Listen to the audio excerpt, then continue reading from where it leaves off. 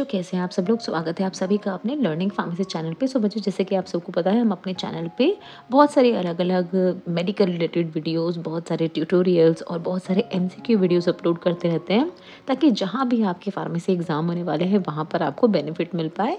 तो उसी तरह से कुछ important hospital and clinical pharmacy के एमसीक्यू हम आज की इस वीडियो में डिस्कस करेंगे और उसकी एक्सप्लेनेशन भी आपको बताएंगे, ताकि सारा जो डिटेल्ड वर्जन है उस क्वेश्चन का वो आपको पता लग पाए। वीडियो स्टार्ट करने से पहले बच्चों, अगर आपको हमारी वीडियो अच्छी लगती है तो हमारे चैनल को सब्सक्राइब जरूर कर लें। तो चलिए शुरू करते हैं अपना आज का सेशन। तो फर्स्ट क्वेश्चन में आपसे पूछ रहे हैं, विच of the following is a common adverse effect of aminoglycosides. Adverse effects पे काफी सारे क्वेश्चंस पूछे जाते हैं, तो ये आपको जरूर पता होने चाहिए। अमीनोग्लाइकोसाइड का आपको मोस्ट कॉमन एडवर्स इफेक्ट पूछा है। तो बच्चों देखिए, पहले आंसर देख लेते हैं, उसके बाद एक्सप्लेनेशन आपसे डिस्कस करेंगे। आंसर इसका ऑप्शन बी, नेफ्रोटॉक्सिसिटी। नेफ्रोटॉक्सिसिटी मतलब किडनी को डैमेज करना या किडनी को नुकसान पहुंचाना, इसका एक तरह का एडवर्स इफेक्ट होता है अमीनोग्लाइकोसाइड्स का।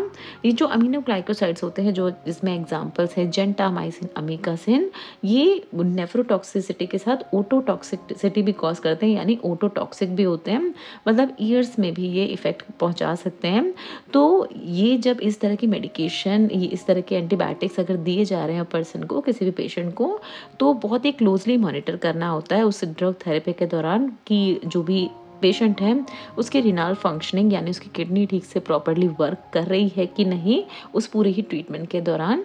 तो आंसर इसका देखा हमने ऑप्शन बी, नेफ्रोटॉक्सिसिटी कॉज करते हैं अमीनोग्लाइकोसाइड्स। लेकिन नेक्स्ट क्वेश्चन में आपसे पूछ रहे हैं, what is the primary purpose of hospital formulary. Hospital formulary का इसमें से प्राइमरी पर्पस, प्राइमरी मोटिव क्या होता है इसको बनाने का? ड्रग की प्राइजेस को इंक्रीज करना, ड्रग के यूज को स्टैंडर्डाइज करना, ब्रांड्स ड्रग जो है सिर्फ उनको प्रमोट करना, या पेशेंट एसेस को लिमिटेड करना। तो आंसर है बच्चों इसका option B, standardise drug use इसका प्राइमरी मोटिव होता है। तो देखिए, अगर हम बात करें हॉस्पिटल फॉर्मुलरी की, तो ये हॉस्पिटल फॉर्मुलरी एक तरह की आप कह सकते हैं बुकलेट होती है, एक तरह का इनका इस तरह के डॉक्यूमेंट्स होते हैं जिस पे जो भी ड्रग हॉस्पिटल में दी जा रही है, जो प्रिस्क्राइब करी जा रही है, वो मेक श्योर करना कि वो सेफ एंड इफेक्टिव है जो भी पेशेंट्स को, जिनको वो दी जा रही है उनके लिए, और कॉस्ट एफिशिएंट है। कॉस्ट एफिशिएंट का मतलब है कि वो जितने भी सेक्शंस हैं, चाहे वो इकोनॉमिकली वीकर सेक्शन है, चाहे मिडिल क्लास, चाहे हायर क्लास, जितने भी लोग हैं उनके लिए वो कॉस्ट इफेक्टिव हो, सब हर कोई उसको अफोर्ड कर पाए। तो ये सारी चीज़ों को मेक श्योर करने का काम होता है इस तरह की हॉस्पिटल फॉर्मुलरीज जो होती हैं उनका। अब नेक्स्ट हम बात करेंगे क्वेश्चन की, पूछ रहे हैं आपसे, which drug require therapeutic drug monitoring, जिसको TDMB कहा जाता है। बहुत बार आपसे शॉर्ट फॉर्म भी पूछी जाती है और उसका आपको उसकी फुल फॉर्म भी आपसे पूछी जाती है। तो TDM का मतलब है थेरेप्यूटिक ड्रग मॉनिटरिंग। तो ऑप्शंस में आप देख रहे हैं metformin, digoxin, aspirin and loratadine. Answer है बच्चों इसका ऑप्शन बी, डिजॉक्सिन का होता है थेरेप्यूटिक, डिजॉक्सिन को जरूरत होती है थेरेप्यूटिक ड्रग मॉनिटरिंग की। तो देखिए, थेरेप्यूटिक ड्रग मॉनिटरिंग क्या होती है और क्यों ज़रूरी होती है। कुछ ऐसी ड्रग्स होती हैं जिसका नैरो थेरेप्यूटिक इंडेक्स होता है। नैरो थेरेप्यूटिक इंडेक्स मतलब कि जब उसको दिया जा रहा हो, अगर उसकी डोज ऊपर नीचे हो जाती है थोड़ी सी, मान लीजिए 0.5 mg की उसकी डोज है और गलती से 0.6, 0.7, 0.8 तक अगर उसकी डोज पहुंच गई है, तो पर्सन के लिए खतरा हो सकता है, काफ़ी ज़्यादा खतरनाक साबित हो सकती है। उसके जो पेशेंट्स के बॉडी पार्ट्स हैं, ऑर्गेन्स हैं, उनको डैमेज कर सकती है इस तरह की थेरेप्यूटिक, अगर डोज में कुछ गड़बड़ी हो गई तो इस तरह की ड्रग्स, जो डिजॉक्सिन जैसी ड्रग्स होती हैं, उनका नैरो थेरेप्यूटिक इंडेक्स होता है। और इसीलिए जब भी किसी भी थेरेपी में इस तरह की ड्रग्स को दिया जा रहा हो, तो बहुत ही क्लोजली मॉनिटर किया जाता है उसकी डोज को, बिल्कुल भी ऊपर नीचे ना हो डोज, बिल्कुल एक्यूरेट डोज दी जाए पेशेंट को, जितनी रिक्वायर्ड है उसको, तो वो मेक श्योर किया जाता है। नेक्स्ट क्वेश्चन में आपसे पूछ रहे हैं, what is the main role of clinical pharmacist in the hospital. तो हॉस्पिटल में जैसे कि हम सबको पता है, एक क्लिनिकल फार्मासिस्ट, एक या उससे ज़्यादा अगर रिक्वायरमेंट हो तो ज़रूर वो अपॉइंट करते हैं। तो क्या पर्पस होता है, क्यों होने चाहिए क्लिनिकल फार्मासिस्ट। जो रजिस्टर्ड फार्मासिस्ट होते हैं वो तो वहाँ होते हैं, आउट पेशेंट डिपार्टमेंट में भी, इन पेशेंट डिपार्टमेंट में भी, बट क्लिनिकल फार्मासिस्ट को क्यों रखा जाता है, उसका रीज़न आपसे पूछ रहे हैं। तो ऑप्शन है देखिए, प्रिस्क्राइब करते हैं वो ड्रग इंडिपेंडेंटली, पेशेंट्स को, रैशनल ड्रग थेरेपी को वह इंश्योर करते हैं, सर्जरीज परफॉर्म करते हैं या बिलिंग करते हैं, बिलिंग वगैरह में इन्वॉल्व होते हैं। तो आंसर है बच्चों इसका option B, ensuring rational drug therapy. अब ये क्या होता है, देखिए रैशनल ड्रग थेरेपी, तो ये देखिए क्लिनिकल फार्मासिस्ट का काम होता है कि जितने भी जो प्रोफेशनल्स होते हैं हॉस्पिटल्स में, जैसे डॉक्टर्स हो गए, नर्सेज हो गए, उनसे एक तरह की उनके साथ मीटिंग करना, उनके साथ डिस्कशन करना कि कौन सी थेरेपीज़ जो है वो अभी इफ़ेक्टिव हैं, किस तरह के पेशेंट्स पे डॉक्टर्स की सलाह से वो अपने नतीजे तक पहुंचते हैं। मतलब एक तरह का टीम वर्क होता है इनका, कोलैबोरेट करके काम करते हैं हेल्थ केयर टीम्स के साथ, जिससे कि जो मेडिकेशन थेरेपी है, मान लीजिए किसी कोई हार्ट पेशेंट है, उसको किसी तरह की हार्ट मेडिकेशन दी जा रही है, हार्ट डिसीज़ को ठीक करने की मेडिकेशन दी जा रही हैं, तो क्लिनिकल फार्मासिस्ट का ये रोल होता है कि वो मेक श्योर करे कि ये थेरेपी उस पर्सन के लिए इफेक्टिव है या नहीं, किस तरह से ड्रग का कोई एडवर्स इफेक्ट उस पर्सन पे नहीं दिख रहा है। डॉक्टर ने प्रिस्क्राइब कर दी, फार्मासिस्ट ने दे दी, उसको डिस्पेंस कर दी, बट क्लिनिकल फार्मासिस्ट ओवरऑल सारी चीज़ों को मॉनिटर करने का काम उसका इन तरह के हॉस्पिटल्स में होता है, एंड दैट इज़ वाई उसको अपॉइंट किया जाता है। और पेशेंट आउटकम्स को इम्प्रूव करना, यानी कि पेशेंट जो है उसको और किसी चीज़ की तो ज़रूरत नहीं है, उस पर्टिकुलर थेरेपी के साथ साथ और भी काफ़ी सारे बहुत सारी जगहों पे काउंसलिंग तक करते हैं क्लिनिकल फार्मासिस्ट। तो ये सारे ही काम होते हैं ये रजिस्टर्ड क्लिनिकल फार्मासिस्ट के हॉस्पिटल्स में। नेक्स्ट क्वेश्चन में पूछ रहे हैं विच of the following is an example of high alert medication. इसमें से कौन सी एक तरह की हाई अलर्ट मेडिकेशन है? तो paracetamol, insulin, amoxicillin and lorazepam. Answer है बच्चों इसका इंसुलिन, ऑप्शन बी। तो जैसे कि हम सबको पता है इंसुलिन जो है वो डायबिटिक पेशेंट्स को दिए जाते हैं जिनका high diabetic level, high sugar level होता है उनके ब्लड में। तो ये हाई अलर्ट मेडिकेशन क्यों है? क्योंकि देखिए इंसुलिन की डोज भी बहुत ही ज़्यादा पर्टिकुलर होती है, जितनी डोज है उतनी ही पेशेंट अगर ले तो ठीक रहता है पेशेंट, अदरवाइज शुगर लो या शुगर हाई होने के चांसेस होते हैं अगर डोज में थोड़ा सा भी ऊपर नीचे हो गया। तो इसीलिए ये हाई अलर्ट मेडिकेशन है, हाई रिस्क होते हैं सिग्निफिकेंट हार्म कॉज करने के इसको बॉडी पे अगर इसको करेक्टली नहीं दिया गया तो इस। और यहाँ पर देखिए एक पॉइंट और लिखा है, insulin dosing error can be life threatening, यानी पर्सन की जान भी जा सकती है, क्योंकि शुगर लो जब हो जाता है पर्सन का तो एकदम अनकॉन्शियस स्टेट हो जाती है पर्सन की, और काफ़ी ज़्यादा दिक्कत आने लगती है जो भी पेशेंट होते हैं उनको, और शुगर हाई में भी अपने ही अलग कॉम्प्लिकेशन होते हैं। तो इसीलिए ये ड्रग का एग्जाम्पल इसमें है जो कि एक हाई अलर्ट मेडिकेशन में आ रही है। नेक्स्ट क्वेश्चन है आपसे, देखिए विच of the following is an essential component of a hospital pharmacy drug review. तो जो हॉस्पिटल फार्मेसी ड्रग रिव्यू होते हैं उनमें एसेंशियल कंपोनेंट में से क्या ज़रूर ही होना चाहिए?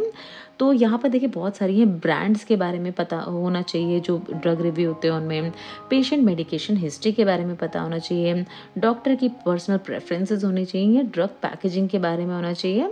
तो आंसर है बच्चों इसका option B, patient medication history. तो यहाँ पर देखिए ये क्यों ज़रूरी होता है, जो भी इस तरह के हॉस्पिटल फार्मेसी ड्रग रिव्यू होते हैं उनमें पेशेंट मेडिकेशन हिस्ट्री क्यों होनी चाहिए? क्योंकि देखिए जो मेडिकेशंस होती हैं वो अलग अलग पेशेंट्स को अलग अलग मेडिकेशन दी जाती हैं। बहुत सारी ऐसी बीमारियां होती हैं जिनमें एक तरह की मेडिकेशन पर्सन को प्रिस्क्राइब की जाती है। तो अगर पेशेंट की मेडिकेशन हिस्ट्री अगर हॉस्पिटल्स के पास होती है तो उनको काफ़ी आराम हो जाता है कि अगर फर्दर इसी तरह के केसेस आने वाले हैं फ्यूचर में भी, मान लीजिए कोई इन्फेक्शन फैला हुआ है, तो अगर उनको पता होगा कि इस पर्टिकुलर मेडिसिन से इस तरह का इन्फेक्शन ठीक हुआ था जो पास्ट में भी, तो वो आने वाले फ्यूचर में भी उस तरह की एंटीबायोटिक या कोई भी मेडिकेशन का इस्तेमाल कर सकते हैं जो फ्यूचर में पेशेंट्स हैं उनकी ट्रीटमेंट के लिए भी। तो ये सारा मेक श्योर किया जाता है कि पेशेंट की मेडिकेशन हिस्ट्री को बिल्कुल ही अच्छे से प्रिजर्व करके रखा जाए, उसको सेव करके रखा जाए। आपको भी जैसे आप किसी हॉस्पिटल में जाते होंगे तो जैसे ही आप अपना नाम देते हैं और कुछ अपनी पर्सनल इन्फॉर्मेशन देते हैं तो आपकी पूरी मेडिकेशन हिस्ट्री ओपन हो जाती है, जिसके बेस पे डॉक्टर को पता चलता है कि पास्ट में आप कौन सी मेडिकेशंस ले रहे थे और कितनी वो इफेक्टिव हुई, किस डोज में आप ले रहे थे। तो ये सारा मेक श्योर करता है हॉस्पिटल फार्मेसी। नेक्स्ट क्वेश्चन है, देखिए which is the primary route of drug administration in ICU patient who cannot swallow. तो जो इंटेंसिव केयर यूनिट यानी आईसीयू में पेशेंट्स होते हैं जो काफ़ी ज़्यादा गंभीर हालत होती है जिनकी, तो कौन सा रूट उनके लिए बेस्ट होता है। तो देखिए यहाँ पर ओरल रूट है, सबलिंगुअल रूट है, इंट्रावेनस एंड टॉपिकल। तो आई थिंक इसका answer most of the students को पता होगा। आंसर इसका ऑप्शन सी इंट्रावेनस रूट।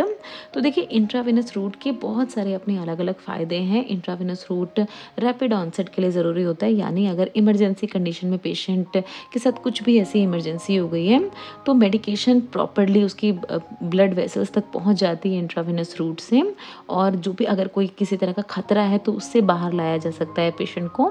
और जो आईसीयू में पेशेंट्स होते हैं उनमें ज़्यादा कॉन्शियसनेस नहीं होती, उनको पता नहीं होता क्या चल रहा है उनके सराउंडिंग में, तो वो अपने जो भी मेडिकेशन है उसको ओरल रूट से नहीं ले सकते हैं, टैबलेट्स को, कैप्सूल को। That is why IV route prefer किया जाता है। टॉपिकल रूट में जो एक्शन दिखता है ना वो काफ़ी लेट एक्शन दिखता है, तो इसको तो बिल्कुल इस्तेमाल नहीं किया जा सकता है। सबलिंगुअल रूट किसी किसी केस में इस्तेमाल किया जाता है, बट क्योंकि आईसीयू की बात हो रही है तो बेस्ट रूट रहता है इंट्रावेनस रूट।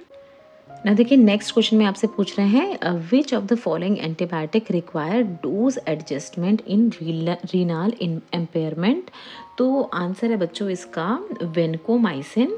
अब देखिए वेनकोमाइसिन जो है ये एक ऐसी मेडिकेशन है जो कि जिसका प्राइमरीली एक्सक्रीशन जो होता है वो किडनीज़ के थ्रू होता है।